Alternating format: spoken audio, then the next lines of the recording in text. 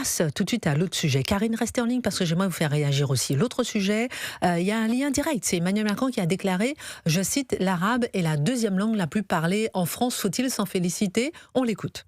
Je veux que le français continue d'être la langue chérie des Égyptiennes et des Égyptiens. C'est pourquoi on va continuer d'avancer. L'arabe est la deuxième langue parlée en France.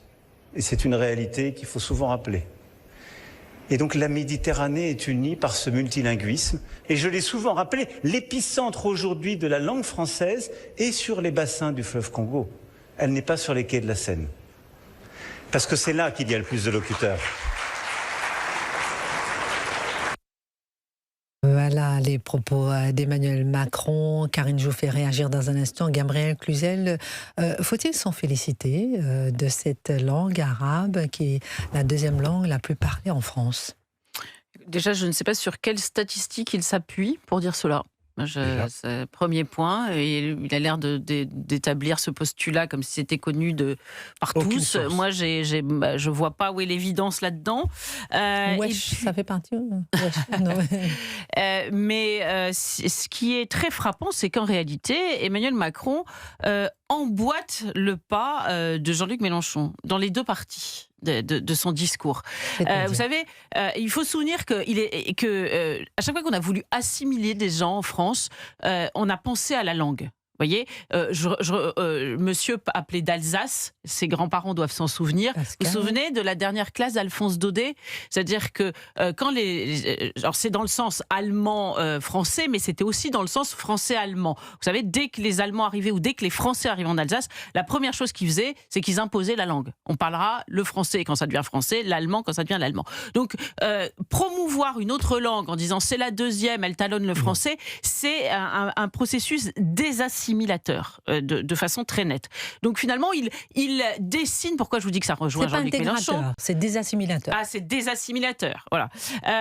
Pourquoi il ressemble à Jean-Luc Mélenchon? Parce que finalement, il définit à sa façon les contours de la Nouvelle-France. Vous savez ce que disait Albert Camus, ma patrie, c'est la langue française. Donc il définit les contours de la nouvelle patrie. Deuxième point, il parle de l'Afrique. Alors là, peut-être que c'est plus justifié, parce qu'il y a évidemment énormément d'Africains qui parlent français en Afrique, mais 200 millions de personnes. Là aussi, il rejoint Jean-Luc Mélenchon. Vous savez, Jean-Luc Mélenchon qui avait dit il ne faut plus parler du français, le français c'est plus notre langue, il faut parler de langue commune, il faut la créoliser. Donc c'est une façon de dire aux Français, mais finalement, c'est plus votre langue. Alors que si, c'est plus la langue des Africains. D'ailleurs, je note que là, tout d'un coup, ce butin de guerre, vous savez, c'est un poète, je ne vais pas l'apprendre exactement, qu'il avait dit, ce butin de guerre de la colonisation, personne n'a dit que c'était une mauvaise chose. Vous voyez que par certains côtés, la colonisation a de bons aspects, mais personne ne veut les reconnaître. Vous citez attendez, Karim Maloum, vous savez, vous êtes en radio, il y a de la pub, il y a de la pub. Oui, effectivement. Géraldine me l'a pas dit. Alors, l'histoire du jour. Ce week-end, je vais en Normandie, chez ma sœur. Faire un petit barbecue, comme tout le monde. Voilà, il fait beau. Sandrine Rousseau va pas être d'accord. Ah ben voilà, tout ça tout de suite. Oui, je vais l'inviter parce que justement, on a mangé du boudin antillais. C'est à base de cochon. Alors, on va faire des courses parce qu'il manque 2-3 ingrédients. On va au petit Lidl à côté. C'est pas grave, c'est pas de la publicité qu'on dit ça, c'est de l'information. Mais moi, je suis gaie. Je suis heureuse, je suis bien, je chante. Qu'est-ce qui me revient comme chanson? Des petites chansons d'église, voilà, que je connais depuis toute petite. Ça revient parfois comme ça. Et je chante dans les couloirs, comme ça. Dans les allées. Il n'y a personne. D'ailleurs, c'était vendredi 8 mai. Il n'y a personne dans les allées du magasin. Ma fille, 11 ans, me regarde. Maman, on est dans un pays laïque. Stupéfaction totale. Ça veut dire que votre fille est en train de vous reprendre dans un supermarché en France parce que vous êtes en train de chanter une petite chanson qui est à connotation à peine chrétienne. Là, quand j'ai pris ma voiture, j'ai attendu, j'ai réfléchi avant de lui répondre. J'ai pris ma voiture sur le parking de Lidl. Je sortais du parking. Je lui ai dit, regarde à droite en haut, qu'est-ce que tu vois? Une grande croix avec un Jésus crucifié dessus. Je bouge pas la voiture, ma chérie. Regarde à gauche, Maléa. Qu'est-ce que tu vois? Une église. Fais très attention à ce que tu apprends à l'école. et ait un esprit de discernement. La France est un pays laïque, mais elle a des racines chrétiennes. Et n'oubliez pas ça. Je ferme la parenthèse, pardon, j'aime parler de ma petite vie.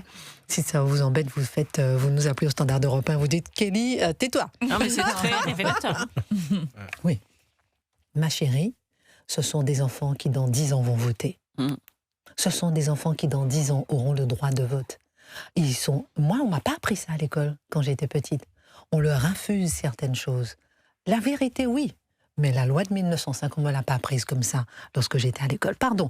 Karine, alors, Karine, vous nous avez appelé, je vous fais réagir, vous avez appelé sur France Travail, mais je vous fais réagir sur la langue arabe, ensuite Karim Maloum et ensuite Daniel. Alors, Karine, comment réagissez-vous par rapport à ces propos d'Emmanuel Macron sur l'arabe, qui est la deuxième langue la plus parlée de France? Il n'a certainement pas tort.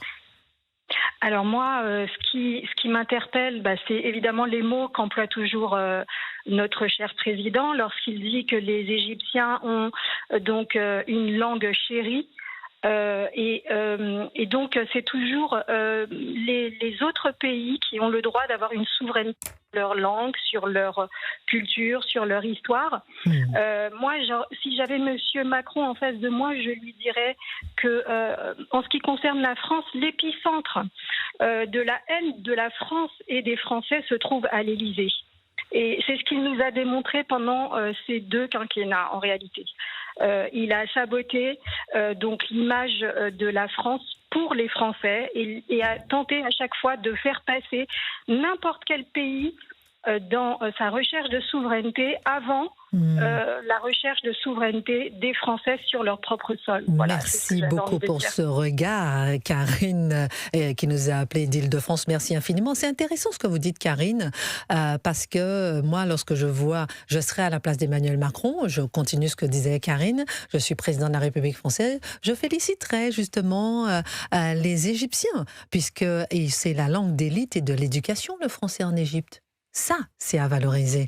Le français est très présent dans les classes aisées en Égypte, chez les diplômés, dans les écoles françaises, évidemment, dans certaines universités, des universités françaises d'Égypte, filières francophones, dans le tourisme, dans les affaires. Le français est présent en Égypte. Ouais, mais... Gabriel Cluzel, ensuite Karim Maloum, ensuite Daniel. Vous parlez du cas de l'Égypte. En tout cas, ce qui est certain, c'est que par exemple en Algérie, qui est un lieu francophone s'il en est, eh bien, aujourd'hui, le français recule. D'ailleurs, il y a quelque chose de paradoxal entre dire que c'est un butin de guerre et en même temps le faire reculer. Aujourd'hui, on sait que peu à peu, l'anglais est imposé. Il est interdit de faire les programmes français dans les écoles privées. Je ne sais plus si c'est depuis 2023 ou 2024. Depuis 2025, on n'enseigne plus en français dans certains programmes universitaires. Je crois que c'était dans Marianne qu'un prof témoignait en disant moi, si je dois faire mes cours en anglais, je prends ma retraite, etc., etc. Et donc, Gabriel ça recule fortement et même dans les inscriptions dans l'espace public. Donc, si vous voulez, il y a quelque chose d'extrêmement paradoxal dans ce discours. Karim Maloum sur Europe 1. Franchement, j'ai envie de dire au président de la République, moi j'ai appris dans le métier du journalisme, quand on dit quelque chose, on cite ses sources, on donne les études, tu le permets de le dire. Je pense qu'il se trompe par une fois, il se trompe 1000 fois. S'il faut, la langue arabe n'est pas la deuxième langue parlée en France. C'est quoi la langue arabe ? C'est quoi la langue arabe ? Mais l'arabe parlé, les Maghrébins parlent une langue, et un Algérien parle l'algérien, un Marocain parle le marocain, un Tunisien parle le tunisien, un Égyptien parle le tunisien, il ne parle pas l'arabe. C'est pas vrai, j'ai grandi dans un pays musulman, donc pour lui c'est tous des pays arabes. C'est pas vrai. Moi toute ma vie j'ai parlé kabyle français. Donc en Algérie, il y a des gens qui ne parlent pas un mot d'arabe, ni les langues. Ils se mélangent. Il y a des mots qui arrivent de l'arabe, de l'espagnol, qui arrivent de toutes les invasions, les colonisations, etc. Ça forme. C'est pour cela que mon ami Katib Yassine parlait d'un butin de guerre. On a gardé la langue française, la langue de la liberté, du savoir et de la science. C'est dans cet esprit. Et en Algérie, on l'a gardé. On ne peut pas dire que le français recule beaucoup. Je pense après la France et le Canada, et je pense qu'en Algérie, on parle plus le français. Pour terminer.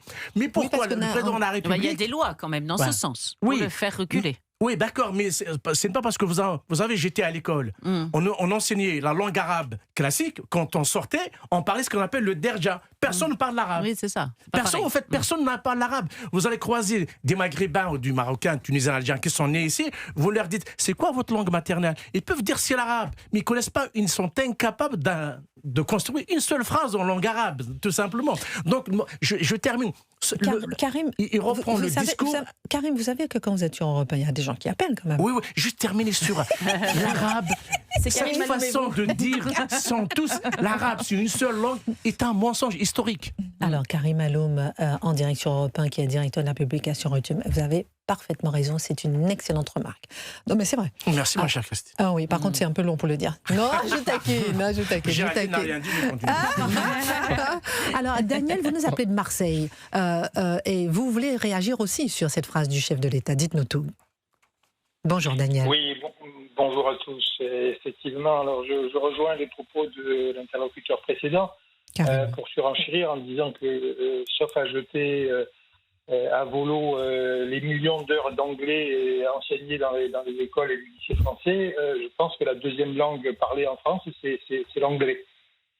For sure, comme dirait le président. Voilà, donc s'il emploie, alors, je ne sais pas d'où il sort cette information, puisqu'a priori, tout ce qui est statistique ethnique est interdit en France, donc s'il se base sur les origines présupposées des Français pour établir ce chiffre, il se trompe, puisqu'il n'a pas d'éléments.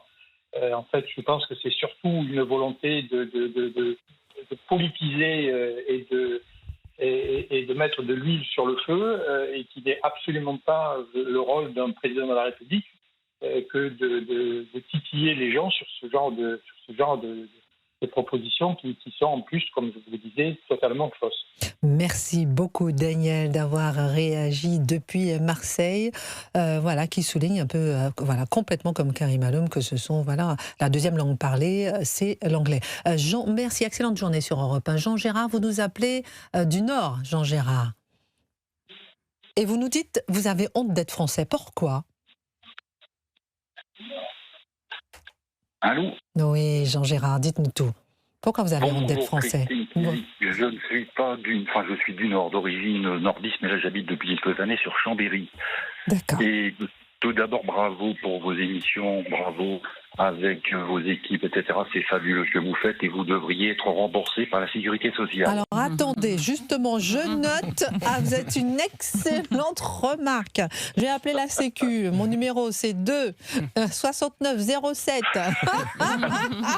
Vous allez enrichir, ma chère Christine. Vous allez un peu vite, là, vous allez un peu vite. Oui, c'est vrai, j'avoue. Non, alors dites-nous, Jean Gérard. Merci, vous êtes adorable. Heureusement qu'il y a des personnes comme vous, parce que sinon, il y a de quoi, franchement, partir de ce pays. Moi, franchement, j'ai honte. J'ai 77 ans, donc j'ai un petit peu d'expérience, mais je vois le pays qui se dégrade.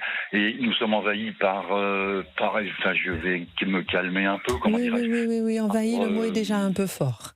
Mais, par l'Arconnet, bien sûr. Oui, dites-moi, Jean Gérard, vous savez, pendant que vous me parlez, j'ai eu beaucoup de SMS de personnes qui me disent « Je suis tellement choquée, je n'en peux plus, je vais quitter la France. » Mais comme vous, mais est-ce la bonne solution ? Est-ce laisser le terrain ou affirmer son identité ? Non, c'est vrai. C'est-à-dire qu'à mon âge, si vous voulez, c'est trop tard. Je vais y rester quelques années encore qui me restent à vivre avec mon épouse, etc. Mais si j'étais plus jeune, oui, je serais parti. J'ai mon fils me parlait de vous, il vous connaît puisqu'il travaille, il est avocat d'affaires en Guadeloupe. Ah oui, nul n'est parfait. Il a de la chance. En Guadeloupe, il ne faut pas dire un mot de mal concernant Christine Keely. Attention, on se fait lyncher. Non, c'est trop gentil. Je vous aime et j'aime votre fils. On va marquer une pause, Jean Gérard, puisque vous nous faites des petites fleurs, ça nous fait du bien.